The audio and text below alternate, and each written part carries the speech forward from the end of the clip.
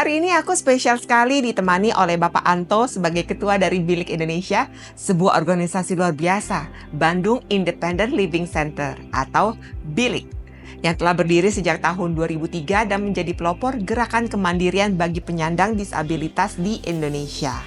Dan seperti biasa, sebelum kita mulai, aku akan menanyakan dulu apa sih yang menjadi harapan dari Bapak Anto. Selamat datang. Terima kasih, Miss Terima Ina. kasih untuk waktunya udah main ke Hopcast. Dan seperti biasa, semua narasumber dari Hopcast, awal mulanya akan aku kasih kertas dulu untuk menuliskan harapannya. Dan nanti di akhir Hopcast baru kita bahas. Baik. Oke, jadi ini aku kasih Harapannya dulu. Pasti besar banget, semoga dapat terwujud. Amin.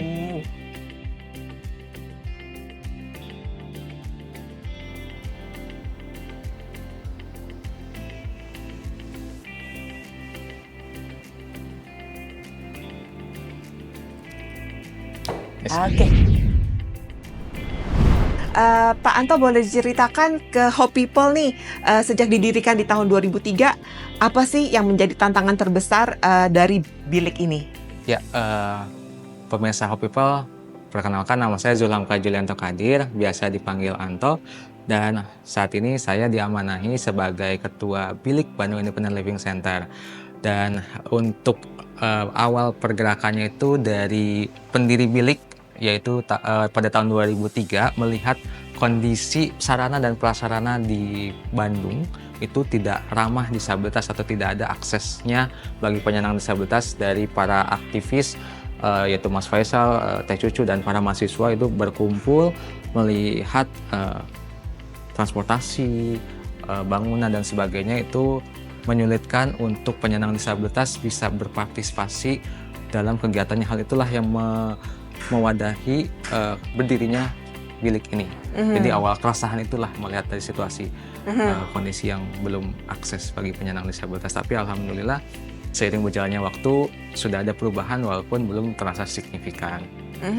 Gitu. Jadi itu kan 2003? Ya, 2003. Dan sampai ke sekarang ini challenge-nya atau tantangan yang paling berasa dari bilik ini apa nih? Tantangan yang paling berat itu adalah bagaimana merubah cara pandang Hope People, cara pandang untuk stigma dari masyarakat dan pemerintahannya. Sekarang ini sudah ada Undang-Undang Nomor 8 tahun 2016, yang sebelumnya ada yang Indonesia telah meratifikasi CRPD tahun 2011.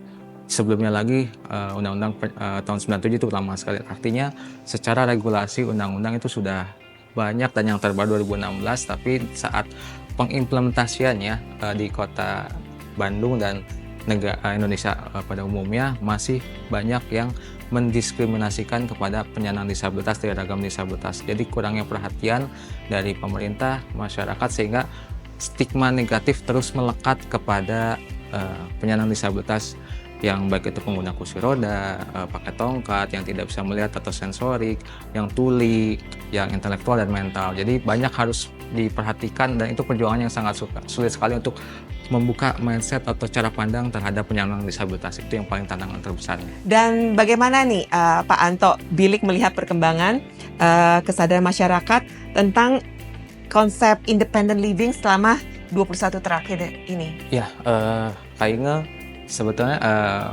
untuk prosesnya ini 21 tahun itu bukanlah hal yang pendek, dan kita masih perlu perjuangan yang sangat panjang melihat bagaimana teman-teman disabilitas itu bisa hidup dengan berpegangan filosofi independen kemandirian atau kemandirian bagi disabilitas itu secara prinsipnya disabilitas profesional atau ahli dalam di bidang kedisabilitasannya, dan disabilitas itu bisa berani mengutarakan ungkapan perasaannya, pendapatnya, keputusannya, dan bertanggung jawab atas pilihannya. Di sini kita ada program, salah satunya adalah dengan menguatkan sisi individu disabilitasnya dengan layanan peer support, layanan konseling dari disabilitas untuk disabilitas. Jadi bagaimana nantinya kita menguatkan individu disabilitas ini untuk bisa tumbuh kepercayaan dirinya, tumbuh rasa meningkatkan kualitas dirinya untuk bisa berpartisipasi di masyarakat. Jadi banyak sekali banyak sekali untuk yang kita lakukan dari advokasi ini, baik itu secara kepemerintahan ataupun non pemerintahan dan masyarakat pada umumnya. Oke, dan konseling ini kayak by phone, telepon gitu? Kita datang ke lokasi teman-teman disabilitasnya, kita mencari yang teman-teman disabilitas yang masih dikurung oleh orang tuanya atau disabilitas yang masih malu dan belum berdamai dengan dirinya. Nah, itulah kita masuk dari disabilitas untuk disabilitasnya. Ataupun ada juga yang datang ke kami juga seperti itu. Ini gimana sampai bisa ketemu nih yang masih dikurung ini? Ya, kita mencari pendataan, kita bisa kan kerjasama juga dengan pemerintahan, atau misalnya kita mendengar dari tetangga atau pokoknya ada yang bilang, oh di daerah ini ada yang belum masih diam di rumah, masih belum, potensinya apa sih, maksudnya dia masih diam di rumah. Jadi disitulah organisasi hadir untuk memberikan penguatan kepada para penyandang disabilitas tersebut. Jadi nggak hanya ngebantu yang penyandang disabilitasnya, tapi diberi pengetahuan atau awareness ke keluarga besarnya. Betul. Juga dong ya. Betul, karena salah satu hambatan terberat juga selain dari individu disabilitasnya itu yang harus dikuatkan, tapi pihak keluarganya pun harus dikuatkan juga. Banyak temuan-temuan yang selama perjalanan ini anak-anaknya udah mulai kuat nih, udah mulai mau tampil percaya diri, mau keluar, tapi dihalangi oleh orang tuanya atau pihak keluarganya. Dan disinilah kita juga memberikan peer supportnya itu dari keluarga disabilitas ke keluarga yang disabilitas yang belum berani keluar rumah juga. Jadi dari disabilitasnya ke disabilitasnya, dari keluarganya ke keluarganya juga. Jadi kita lebih senangnya disebutnya praktisi untuk memberikan pemahaman tentang bagaimana memotivasi atau sharing pengalaman, mengungkapkan pendapat dari pihak tersebut.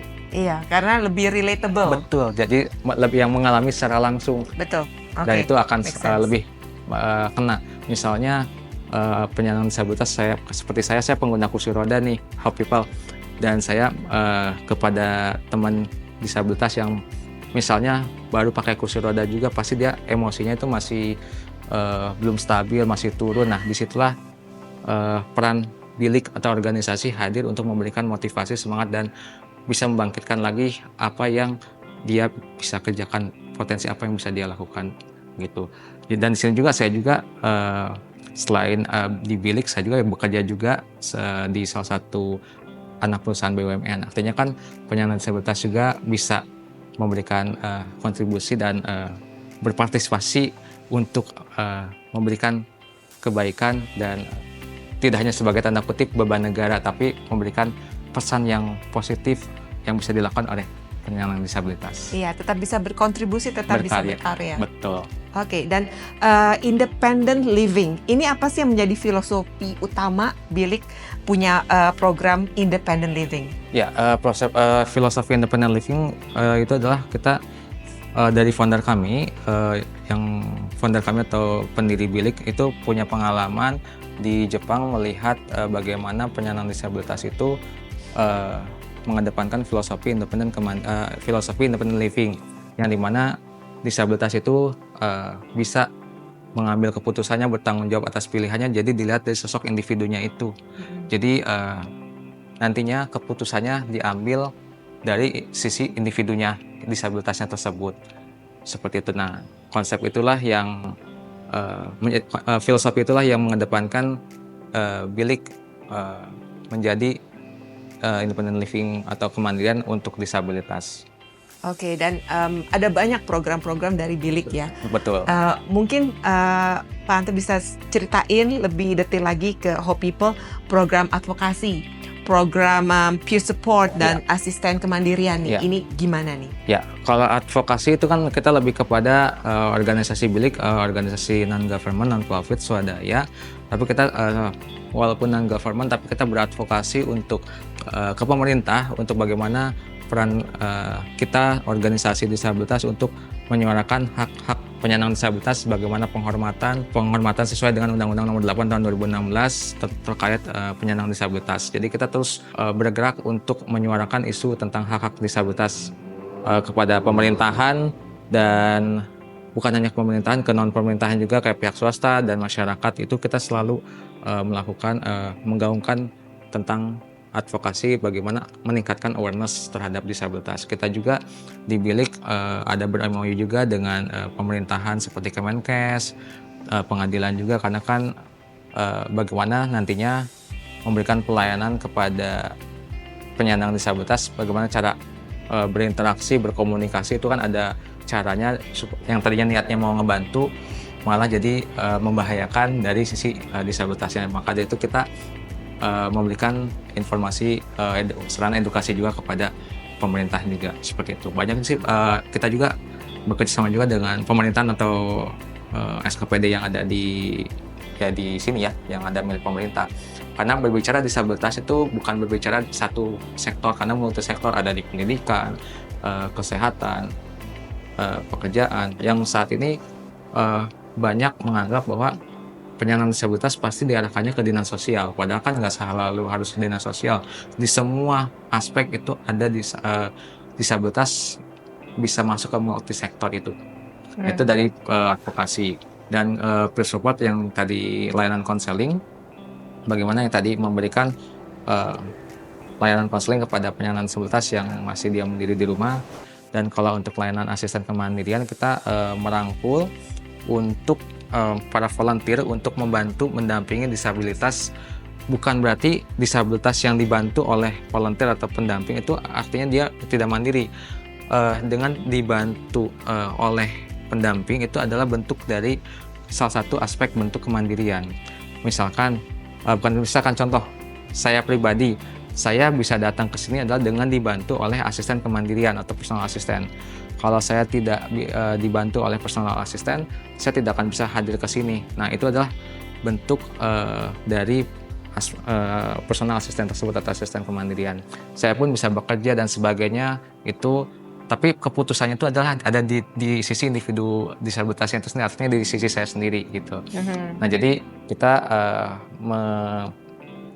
mengajak untuk teman-teman mahasiswa, teman-teman masyarakat ataupun orang tua disabilitas untuk bergabung menjadi tim volunteer yang ketika nantinya ketika ada teman-teman disabilitas perlu bantuan, maka atau kita ada kegiatan, kita menggunakan volunteer yang sudah dipersiapkan ini. Nah, tetapi volunteer ini ya tentunya harus diberikan pemahaman edukasi tentang bagaimana cara membantu penyandang disabilitas. Jadi tidak saat nanti berkomunikasi dia tidak salah dalam membantu dalam proses pendampingannya seperti itu. Jadi tetap ada pelatihannya dulu. Iya, pemahamannya dulu. Seperti itu 3 poin utama. Sebetulnya kita banyak sekali tapi yang paling kita mengutamakan adalah yang tadi advokasi, personal assistant, sama peer counseling atau peer support. Oke, dan dengan begitu banyak program yang ada nih di Bilik, pencapaian terbesar yang diraih oleh Bilik tuh apa nih kira-kira untuk kemandirian difabel? Ya, puncak keberhasilan itu ketika penyandang disabilitas itu kita lihat dari sisi individu. Dari sisi individu yang sudah berani bermunculan keluarnya disabilitas baru keluar rumah, itu adalah bentuk nilai yang tak bisa berharga gitu ya. Jadi dengan semakin banyaknya satu orang itu berharga, karena kita sebagai warga negara berhak mendapatkan hak, kesempatan dan kesetaraan yang sama untuk bisa berpartisipasi. Dan tentunya melihat kondisi saat ini dengan kitanya melakukan advokasi kepada pemerintahan, adanya perubahan-perubahan dari infrastruktur, sarana dan prasarana yang sudah mulai ramah atau sudah ramah disabilitas atau aksesibilitasnya bisa terpenuhi, supaya teman-teman disabilitas dari ragam disabilitas ini bisa mengakses ke sarana publik. Itu adalah salah satu kebanggaan bagi lembaga udah bisa mengadvokasi sampai bisa mewujudkan hal tersebut, walaupun saat ini belum secara merata ya, karena perjuangan itu tidak seperti membalikan telapak tangan ya, pasti ada proses dan ada waktu, dan kita akan terus tetap selalu berjuang untuk melakukan pergerakan terhadap isu-isu disabilitas ini, karena isu ini tidak akan pernah habis, karena akan selalu ada. Setiap orang bisa berpotensi menjadi disabilitas. Kenapa tadi saya menyampaikan potensi disabilitas? Ada masanya manusia akan menjadi tua, ada masanya ada situasi kondisi karena suatu penyakit, ada karena kecelakaan. Jadi faktor-faktor itu bisa mengakibatkan seseorang bisa menjadi penyandang disabilitas. Maka dari itu pemerintah harus hadir menyediakan fasilitas sarana dan prasarana dari segala aspeknya untuk disabilitas ini diperhatikan supaya bisa ikut dalam berpartisipasi di masyarakat, dan tentunya harus bisa memberikan karya yang positif dan tidak menjadi beban negara yang mungkin banyak digaungkan disabilitas tidak bisa apa-apa ya, karena pemerintahnya masih belum mendukung terhadap implementasi dari regulasi yang sudah ada. Nah, itu kita harus terus selalu mengadvokasi, kita bergerak bersama untuk sama-sama untuk mewujudkan sampai stigma cara pandang semua masyarakat tertuju kepada disabilitas. Karena ketika berbicara disabilitas dengan konsep misalkan sebuah bangunan mengedepankan universal design, pasti itu akan mencakup semuanya. Ketika berbicara disabilitas pasti itu akan berbicara anak, ibu hamil, orang tua dan sebagainya. Tapi kalau kita tidak menerapkan konsep universal design, ya hanya orang-orang yang non disabilitas saja yang bisa mengakses hal tersebut. Ya, contohnya ya tadi. Jadi kita harapannya sih pemerintah ataupun siapapun itu harus selalu menerapkan konsep universal design. Gitu. Iya, biar selalu ada akses yang sama untuk semua. Ya. Oke, apa nih yang menjadi harapan Bilik terkait perkembangan kemandirian bagi penyandang disabilitas di Indonesia? Harapannya untuk dari individunya dan dari keluarganya tidak lagi mengunci anaknya di dalam rumah, tapi biarkan dia berekspresi, biarkan dia mengeluarkan aspirasinya, pendapatnya, kemampuannya, menunjukkannya. Walaupun saat ini pemerintah masih belum sepenuhnya hadir, tapi dengan adanya penguatan dari dalam diri itu bisa disabilitas itu makin banyak tumbuh yang berprestasi lagi, dan salah satunya House of Hope adalah satu wadah untuk bisa penyandang disabilitas ini banyak berkaryanya. Saya lihat di sini banyak karya-karyanya juga. Nah, itu adalah salah satu bentuk ketika disabilitasnya itu sudah hadir, sudah tampil percaya diri, keluarganya juga. Nah, itu harapannya ketika penyandang disabilitasnya sudah banyak yang keluar, mudah-mudahan pemerintahnya jadi lebih aware lagi. Oh, ternyata sudah banyak nih penyandang disabilitas, jadi fasilitas-fasilitas umumnya, ruang publiknya, ataupun kebijakan-kebijakan lainnya terus digaungkan, terus dioptimalkan lagi. Dan Bilik pernah melakukan riset gitu ya, dari 200 orang penyandang disabilitas hanya 4 orang saja yang berhasil lulus sampai S1.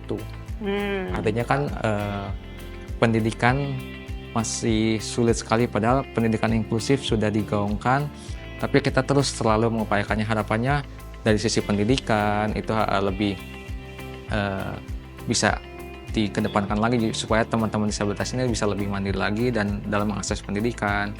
Pekerjaan 1% untuk di swasta dan 2% untuk di pemerintahan atau BUMN atau BUMD. Di sini ya saya pun bekerja di salah satu perusahaan, itu masih minim sekali, belum memenuhi kuota tersebut. Nah, tapi saya sangat bersyukur di perusahaan yang saya tempat bekerja ini ya sudah ada, tapi masih banyak perusahaan-perusahaan lain yang belum mempekerjakan atau menerima karyawan disabilitas karena stigma negatif tadi yang menganggap bahwa disabilitas itu tidak bisa apa-apa.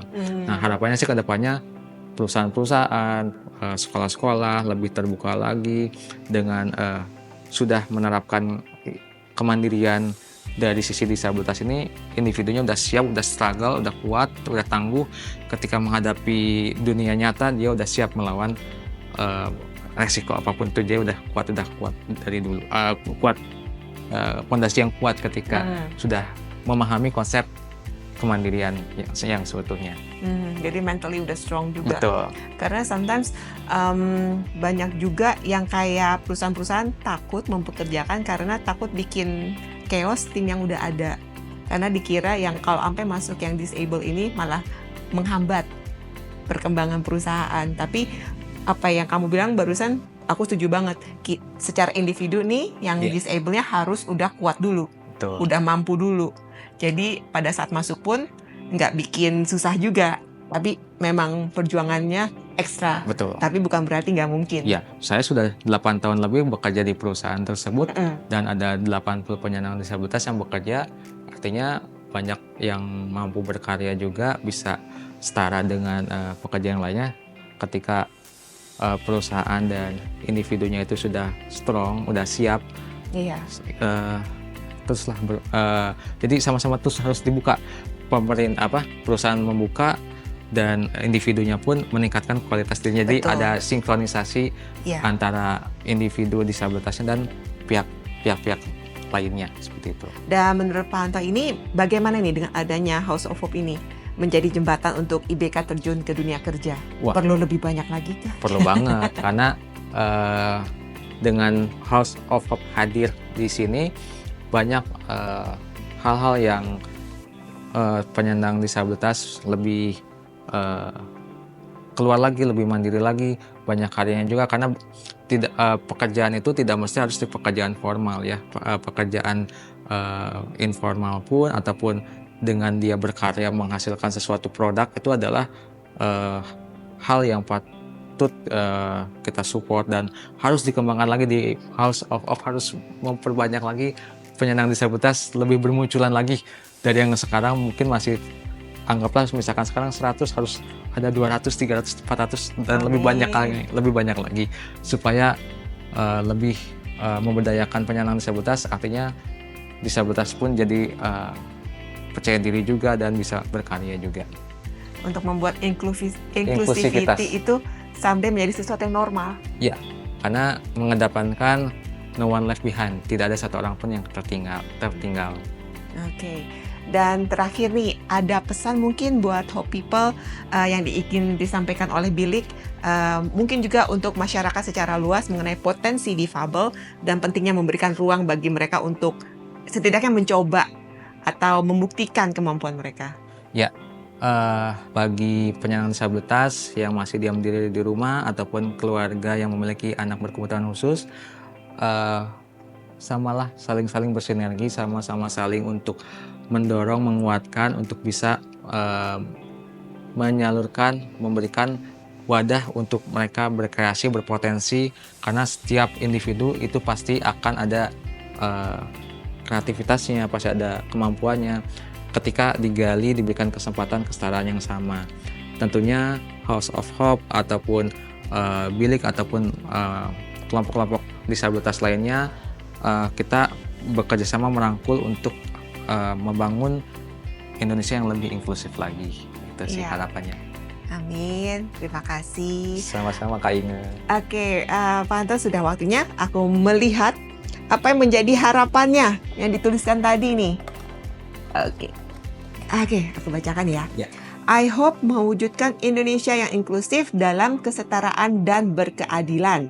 Oke, amin. Itu harapan kita semua ya. Ya, betul. Mungkin ada pesan-pesan lagi buat kalau sampai nih ada orang di pemerintahan yang mendengarkan gitu loh. Jadi supaya kan tadi 2%, 1%, tapi di lapangan ternyata belum juga gitu. Mungkin ada himbauan. Ya, untuk pemangku kepentingan, regulasi sebetulnya sudah ada. Mohon untuk sanksi tegas itu harus dikeluarkan dari pemerintah supaya apapun itu, mulai dari sektor pendidikan, kesehatan, pekerjaan yang mendiskriminasikan penyandang disabilitas itu harus benar-benar dijalankan undang-undang yang sudah ada seperti itu. Jadi sanksi tegas perlu dilakukan dari pemerintah karena kita negara hukum juga, yang memiliki peranan penting adalah pemerintah. Jadi pemerintah harus memiliki ketegasan yang kuat untuk menjalankan implementasi dari undang-undang yang sudah dibuat oleh pemerintah juga, seperti dan diratifikasi juga oleh pemerintah dan disahkannya juga. Jadi payung hukum sudah ada, tinggal ditegakkan. Seluruh sektor pemerintahan harus menegakkan regulasi tersebut. Oke, mari bersama-sama menuju Indonesia emas yang inklusif. Oke, thank you so much Pak Anto. Sama-sama. Dan kalau teman-teman mau dapat informasi lebih lagi tentang Bilik, bisa dapat di IG-nya ada Bilik_Indonesia. Oke, hanya di IG aja IG atau ada, sosmed YouTube lain? ada, Bilik_Indonesia, TikTok ada, website juga ada. Oke, baiklah. Terima kasih untuk kamu-kamu yang sudah menyimak pembicaraan aku dengan Pak Anto. So, check it out, Bilik Indonesia. Ya. Bilik Indonesia. Baiklah. I'll see you guys next time di episode berikutnya. Bye-bye. Terima kasih, Hope People.